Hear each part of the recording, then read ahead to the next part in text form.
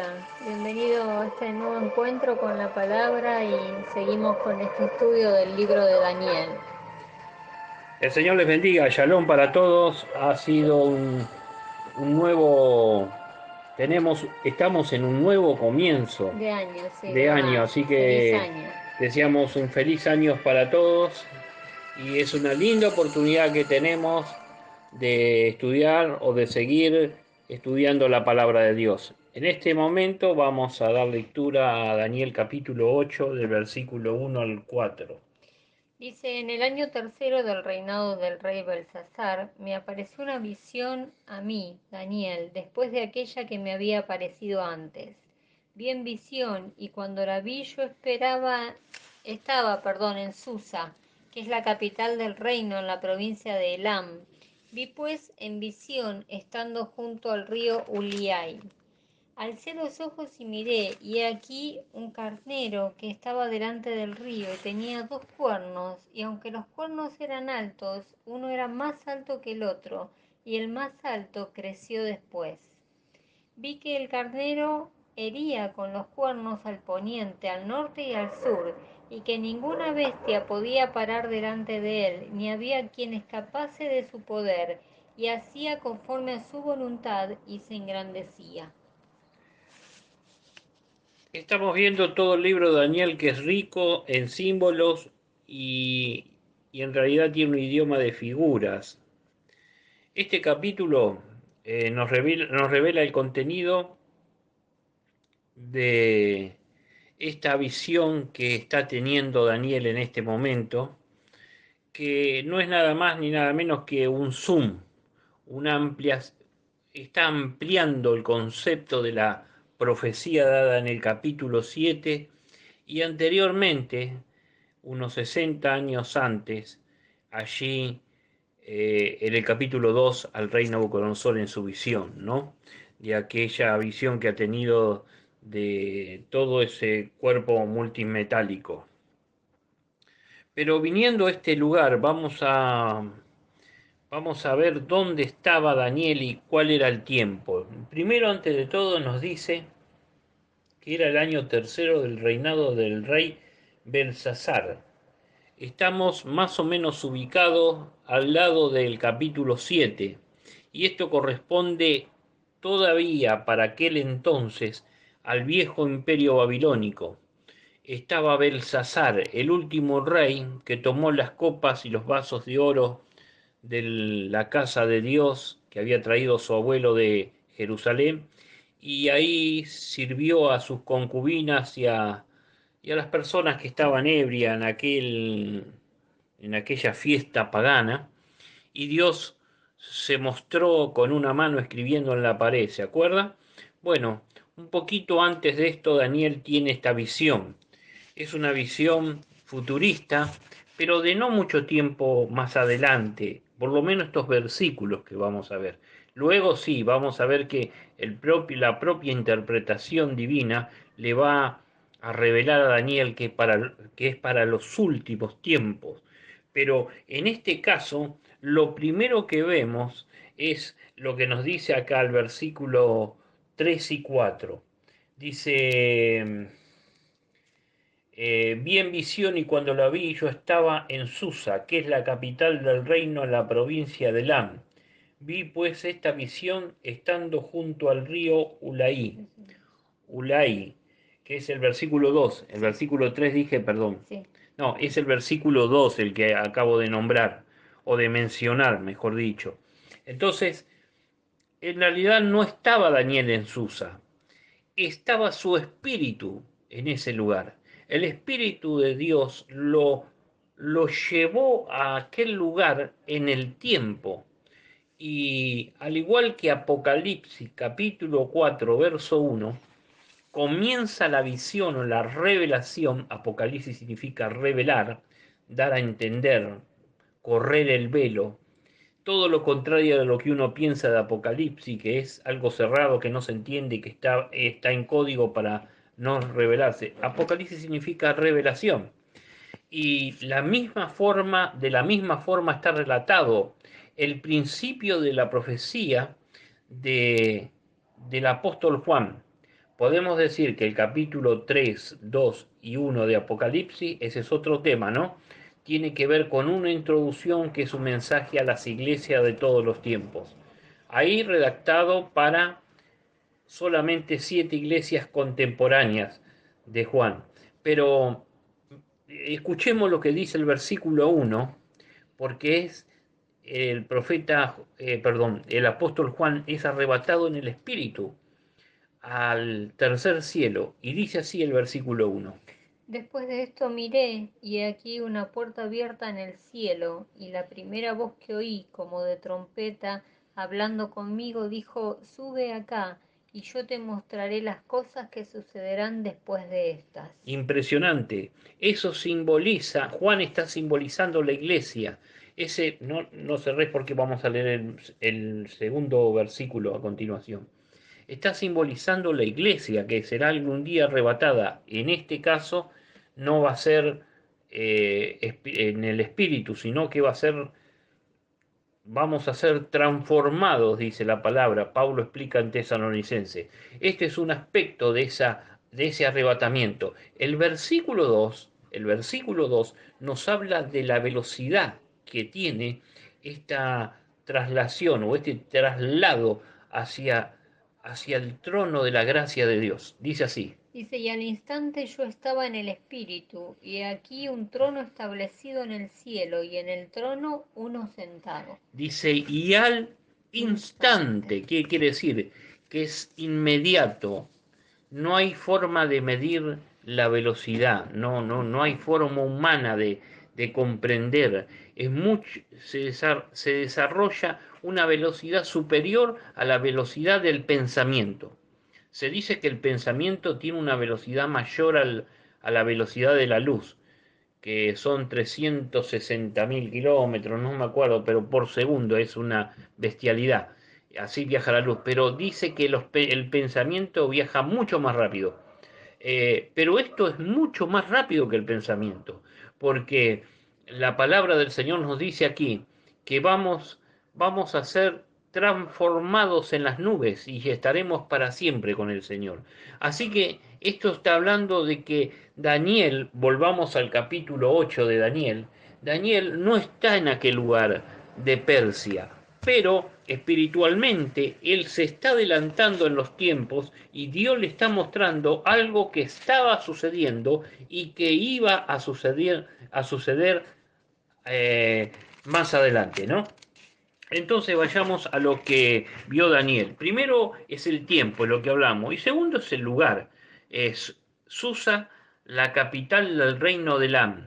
Por aquel entonces todavía había una noción de que había un reino solo ahí, pero nosotros vemos, al igual que en el capítulo 7, que nosotros hemos podido ver en el capítulo 7, y anteriormente también, que se desarrollaba una tempestad. ¿Se acuerdan, hermanos, de 4 vientos combatiendo encima o por encima del mar, de ese inmenso mar que cuenta Daniel, que es eh, el, el mar, ahí se me corrió el mar Mediterráneo. Y en este caso no es el mar Mediterráneo, en este caso es un río y me llamó mucho la atención. Y estando y estudiando, tratando de comprender, a ver si algún erudito tiene alguna noción de esto, no encontré a nadie, porque acá hay algo que todos pasan por alto. En el versículo 3 dice así. ¿Me lo podés leer? Alcé los ojos y miré, y he aquí un carnero estaba delante del río. Hasta ahí, gracias. Un carnero estaba delante del río. Él ve, lo primero que ve, un carnero. ¿Y dónde está ubicado? En un río, Ulaí. Hoy tiene otro nombre, un río que pasa por aquel lugar. Estamos hablando de Irán. Quiero decir que estamos hablando de la nación de Irán. Irán es un lugar hermoso, ¿eh? Y es el lugar de los persas. Ahí estuvieron los medo-persas, ¿no? Y estamos hablando que en ese momento se estaba desarrollando, se estaba estaba a punto de nacer el tercer gran imperio en aquel lugar, ¿no? ¿Se acuerdan cuando vieron, dice que vio los brazos, la cabeza de oro, luego los brazos en los hombros y los brazos de plata, ¿no? Que significaban los medo-persas. Y luego en el capítulo 7 vio las bestias, y la primera era como un león y la segunda era como un oso, ¿no? Que estaba emergiendo de aquel mar. Entonces dice que se alzaba de un costado más que del otro, un oso que era deforme.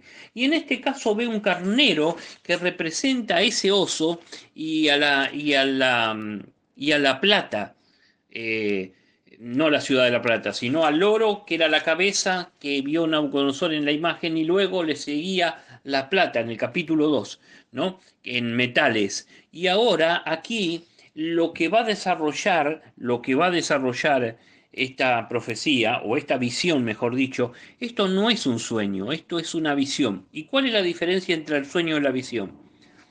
La diferencia radica esencialmente en que el sueño hay que estar dormido, ¿no? Hay que estar descansando, dormido. Entonces ahí proviene un sueño. Pero una visión tiene que estar despierto. Y aquí esto es una visión. El versículo 2 dice, vi en visión, está clarito, ¿no? Vi en visión. Y cuando nosotros leemos el versículo 18 dice así. ¿Del mismo 8? Sí, 8:18. Mientras él hablaba conmigo, caí dormido en tierra sobre mi rostro, y él me tocó y me hizo estar en pie. Eso nos dice que Daniel estaba despierto, ¿no? Entonces, si estaba despierto, él tuvo una visión. Él fue llevado en el espíritu hacia un lugar donde se estaba gestando el próximo imperio que iba a desarrollarse. Y ahora en forma de carnero. Veamos las características. Lo primero que nosotros vemos, que estaba delante de un río. Como aquellas bestias que salen de un mar, este está delante de un río. Ese río es un simbolismo que tenían los persas de su gran poder, de su gran magnificencia de aquel entonces. Ahora lo vamos a ver.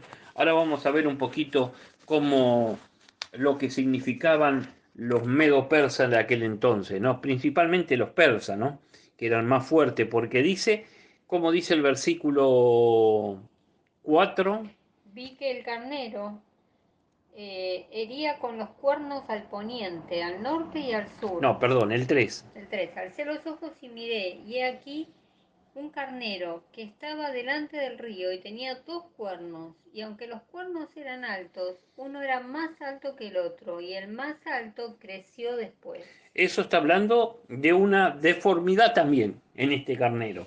Tenía 2 cuernos, pero un cuerno era más alto o más largo que el otro cuerno. Había uno que era más largo, y ese que era más largo creció luego. Eso está hablando de Persia. Ese cuerno que creció está hablando de los persas, ¿no? Los persas prevalecieron sobre los medos, aunque eran una coalición, eran un grupo, una juntadita que hicieron de amigos para enfrentar a un enemigo. Era, como se dice, una confederación, ¿no? Una unión de aquel entonces. Entonces los medos y los persas se aliaron para poder destruir a Babilonia, y lo lograron. Ahora, los medos y persas, ellos tenían mucho poder, ¿no? Y acá nos dice, por ejemplo, la Biblia nos explica de eso, cómo fue aquel imperio. Fue un imperio muy grande y gobernó desde la India hasta Etiopía. Cuando nosotros abrimos el libro de Esther, ahí vemos la historia en el primer capítulo, vemos cómo gobernaban estos reyes, el lujo, cómo despilfarraban ese dinero, esa riqueza que tenían, ¿no? Tenían meses enteros de fiesta. O sea que estas personas tenían un poder, un bienestar impresionante en aquel entonces. Esther, Mardoqueo y su pequeña Esther, sobrina, ¿no? De Mardoqueo, estuvieron en aquel imperio, el imperio persa, medo-persa. De ahí eran los Jerjes, Jerjes I, Jerjes II, el rey Asuero. Y también cuando leemos el libro de Nehemías, Nehemías trabajó en este imperio. Él era el copero del rey, ¿no? Y ahí vemos todo esto que estamos desarrollando. Eh, Cómo Dios cumple su palabra. Y, y, y podemos ver a este imperio que era tan grande. Vamos a tratar de ir, como hicimos en el capítulo 7, por partes. Vamos a ir terminando aquí para poder luego continuar con el imperio que sigue, que son los griegos. Pero no nos adelantemos, solamente quiero que leamos un versículo en Daniel 8:15, porque ahora viene la revelación, pero Daniel tiene una gran confusión en su cabecita, él no puede entender lo que está pasando. ¿Qué dice el versículo 15? Y aconteció que mientras yo, Daniel, consideraba la visión y procuraba comprenderla, he aquí se puso delante de mí uno con apariencia de hombre. Eso le está sucediendo a Daniel en esta visión, no está entendiendo nada. Entonces él está tratando de comprender y aparece uno con apariencia de hombre. Aquí en la Biblia, en los Evangelios, le dice el Hijo del Hombre. ¿A quién se lo llama así? A Cristo, a Jesucristo. ¿Quién es este que está ahí? Jesucristo, por supuesto. Pero le da la orden, versículo 16, a un ángel ahí. ¿Cómo dice? Y oí una voz de hombre entre las riberas de Ulial, que gritó y dijo: Gabriel, enseña a este la visión. 17. Vino luego cerca de donde yo estaba, y con su venida me asombré, y me postré sobre mi rostro. Pero él me dijo: entiende, hijo de hombre, porque la visión es para el tiempo del fin. Bueno, acá vamos a decir dos cosas. Lo primero que tenemos que decir, que los ángeles están bajo el gobierno de Dios. No somos quien nosotros para activar, desactivar ángeles como las alarmas, ¿no? Vamos a activar la alarma y vamos a desactivarla cuando nosotros queremos. Activamos los ángeles, desactivamos. Esas son frases espiritistas. Para quien no sabe, no se ofenda a nadie, hermanos, pero son frases espiritistas.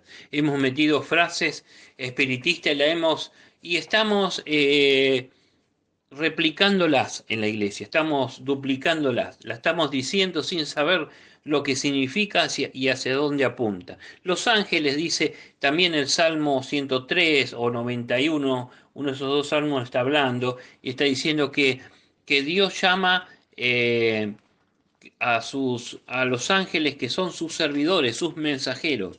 Él dice cuándo los ángeles se van a mover. Los ángeles no se mueven porque yo lo ordeno y lo digo, ¿no? Ahí que Versículo 11 dice, dice: pues a sus ángeles mandará cerca de ti que te guarden en todos tus caminos. claro, a sus ángeles o a su... Pues a sus ángeles Sí, mandará cerca de ti. ahí está hablando, por ejemplo, en primer orden de Israel, ¿no? Ese capítulo se refiere al pueblo de Israel, a la nación de Israel, y luego se refiere a nosotros, por supuesto. Pero Dios ordena, Salmo 103, fíjate, Dios ordena a los ángeles son mensajeros son los vigilantes del Señor, son los seres que están a cargo y eh, bajo las órdenes de Dios. Eso es lo primero. Y lo segundo es que tenemos que decir que estos ángeles, este ángel, Gabriel, se ha confundido con Jesucristo. No. Este es el ángel que luego va a anunciar la venida de Cristo a la tierra a María, ¿no? Cuando lo tenga me decís si querés. Dice, no sé si es este: Mm, bendecid a Jehová vosotros sus ahí está. ángeles, poderosos en fortaleza, que ejecutáis su palabra, obedeciendo la voz de su precepto. Ahí está. Los Salmo ángeles, 103:20. los ángeles obedecen a Dios, no nos obedecen a nosotros. Nosotros hemos hecho una teología que es muy nueva, que le ordenamos a los ángeles y nos tomamos así fuera de contexto del libro de Hebreos, ¿no? Un versículo que habla del libro de Hebreos que está hablando de Cristo ahí, pero no tiene nada que ver con nosotros, hermano. Los ángeles estaban para el pueblo de Israel. Nosotros no tenemos a los ángeles, nosotros tenemos a Cristo. Cristo nos protege, Cristo nos ayuda, Cristo está a nuestro lado. ¿Que los ángeles pueden actuar a favor de nosotros? Seguro que sí, seguro que en algún momento Dios moverá ángeles para que nos guarden o para que nos guíen o para que nos hagan, nos libren de algún peligro, como pasó en las Torres Gemelas cuando cayeron. Muchos ángeles aparecieron en ese lugar salvando a las personas y luego esas personas que estaban ahí nunca se las identificaron. Entonces, algunos han llegado a la conclusión que eran ángeles, ¿no? Salen en los videos. Por supuesto, yo creo en los ángeles, por si alguno dice que no creo en los ángeles, yo creo, pero también creo la palabra de Dios en primer orden, en la palabra de Dios, lo que dice la palabra de Dios. Los ángeles ejecutan la orden y los mandamientos de Dios, no los míos, no soy quien yo para activar ángeles. Es más, cada vez que activo algo raro en el mundo espiritual, estoy activando espíritus de confusión. Es muy importante saber esto, ¿no? Es muy importante. Así que se nos está acabando acá un poquito la luz. Tenemos una luz con batería, pero no funciona mucho. Así que el final de todo es que la segunda parte es que los ángeles no pueden nunca recibir la adoración, por supuesto. Por eso que toman a Daniel de la mano cuando Daniel se duerme, se desmaya, por así decirlo. Tiene como un desmayo al ver la gloria, parte de la gloria de Dios y sentir la voz de Dios y ver al ángel. Se siente en ese momento choqueado y el ángel lo toma de la mano y lo vuelve a poner en pie, dice la palabra, ¿no? Dice así la palabra del Señor. Mientras él me hablaba, caí dormidos en la tierra sobre mi rostro y me tocó y me hizo estar en pie. Eso es porque los ángeles no reciben la gloria. Entonces es muy importante ver ese punto de vista. Así que te bendecimos en esta hora y creemos que Dios tiene algo especial en este año. Te mandamos un gran abrazo de la distancia y pedimos que Dios haga una obra en tu vida en este año. Hasta la próxima, si Dios quiere. Dios les bendiga mucho.